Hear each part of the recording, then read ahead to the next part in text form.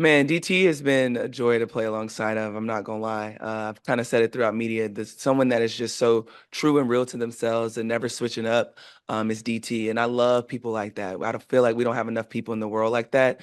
So being a teammate alongside DT has been nothing short of fun. I love her, just her jokes, the way that she approaches the game is always just top notch. And so playing alongside her, I feel like she's making everyone better around her, and it's going to be fun in Paris once again. Next question, center, third row, fourth row. Hi, Asia. Maggie Hendricks with Olympics.com. When you're talking about creating chemistry with this team, of course, obviously you have your aces teammates, but what kind of things are you doing to kind of work and grow on that chemistry as Team USA? I mean, it's something that we just kind of take on just throughout just the course of just traveling to the Olympics. Particularly now, it's just a lot because we're getting pulled in different situations. But once we kind of get on that flight to London, I feel like that's when the chemistry will really start to seep in because it would just be us. Not a lot of noise. I remember in Tokyo, we had a players' lounge that we was kind of always in, just kind of being around each other because we compete against each other all the time. Like on court, we probably know everyone's stuff and where they want to go and where they're successful in. But off court, I feel like we also just have a good feel and good gel in our locker room already because of just the type of character people that we have. So it's been fun so far. But obviously we're going to be playing against teams that have probably been together a lot longer than we have. But I think that's what makes us so elite at what we do is because we know how to just get the best out of people and just be honest and know that we have something that we're trying to go for, which is that eighth straight. And it's going to take all of us to do so. Oh, nice of joining us, Jewel. Come on. Come on in. Had to warm the room up. Left me up here by myself. Okay, well, come on. Yeah, come on. Go for it. Thank you. That's the hustle. That's the chemistry we talk about here. Oh, yeah. Cohesive. Well, ask me to spell it. All right, next question. To your left in the third row. Hey, Asia. Hey. Can you talk about the growth in the league since your rookie year through now? And also just, there's obviously a lot of hype on this year's rookie class. Has it helped that they've actually been able to validate it by performing well on the court as well? Always. I feel like the biggest difference that I've seen from my point in the league is I sat next to a guy named Jim that was wondering why I was going to Seattle. And I'm like, oh, I'm just playing a game. He's like, oh, what AAU team? And I'm like, a WNBA team.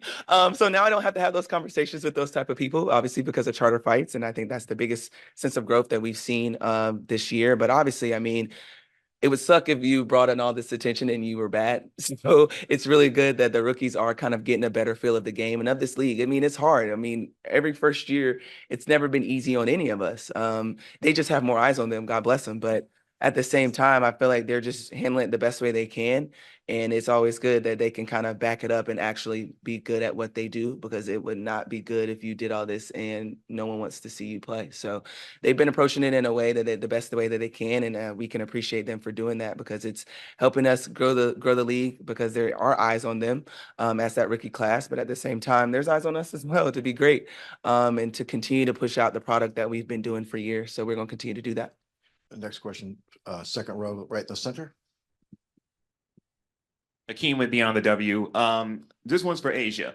From South Carolina resident to Gamecock alum, you've had a couple of opportunities, once again to give back to, the Palmetto State. Had your book tour to a stop there, and also did the friendly with with Puerto Rico. How special is it, even though Vegas is your home, definitely to have that opportunity to be able to give back to South Carolina, and also how gratifying is it going to be to see young hoopers wearing the A1s?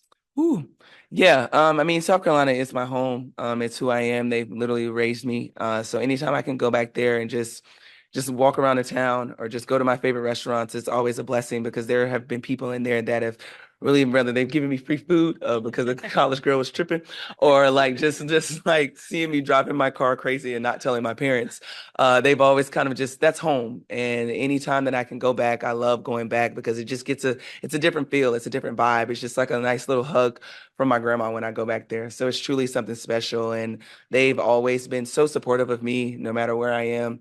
I've always seen some kind of Gamecock alum in the stands, and I can greatly appreciate that. And so when it comes to my shoe and seeing this this next wave or next generation of young kids and people that could wear my shoe. It's been incredible. It's actually crazy that I'm actually talking about it because I've had to keep it a secret for so long. But no, it's going to be something that's so big. And I hope that when people wear the shoe, when they see the shoe or get the shoe, they understand how much really went into it that I played a part in. A lot of conversations that had to be had, a lot of work, a lot of different things that I wanted to put in my shoe, and a lot of Easter eggs and hints. So when they wear the shoe, I hope they know that it's top tier, and I hope they get buckets in them or just be cute in them. Next Whatever you question, in the center, all the way to the back. Question for each, if that's okay. For Jewell, it was recently announced that you were joining the Unrivaled League. Just what were those conversations like? What drew you to the league? Well, in the offseason, I stay in Chicago, so the weather's definitely better in Miami. So a nice little vacation there. But it's a chance to just be around, great athletes, and just have a different perspective on the game. I think for me, growing up playing 3-on-3 basketball is something that I've always done. So it's one of the best fundamental ways to learn the game of basketball and grow. So that works out too. And I'm also an owner of the Miami pickleball team. So I'm going down there to also, get better at that and grow that as well. So it seemed like a pretty good place for me to do that. And like I said, the weather's a little bit better in Chicago. And for Asia, you finally had Usher pull up at the game this Right. week. Who's next on the celebrity list? Beyonce, Beyonce. the queen. But realistically,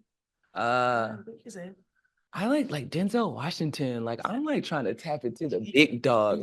We had Flavor Flav, which was cool, but I'm trying to go to the big. Come on, stop playing with us. So yeah, I would definitely say anybody can go through a game. I'm not Denzel. I said Denzel. Beyonce, Denzel. Anybody can pull up. I hate press conferences because Staying in the back, middle, in the last row, center. so bad. I'm so bad. Hey, Aaron Barzilai from Her Hoop Stats. What are some of your fondest memories of All-Star games past? And is it more fun to do it in an Olympic year, or like how different does it feel? I think my biggest memory was like my rookie year, and I was just so nervous. It's in Minnesota, and I'm like terrified. It's Maya's like last All-Star at the time. So I'm just like in awe. And then they're like, captain circle. And they just push me to the captain circle. And I'm like, like it's so many other people that need to be captain, not me.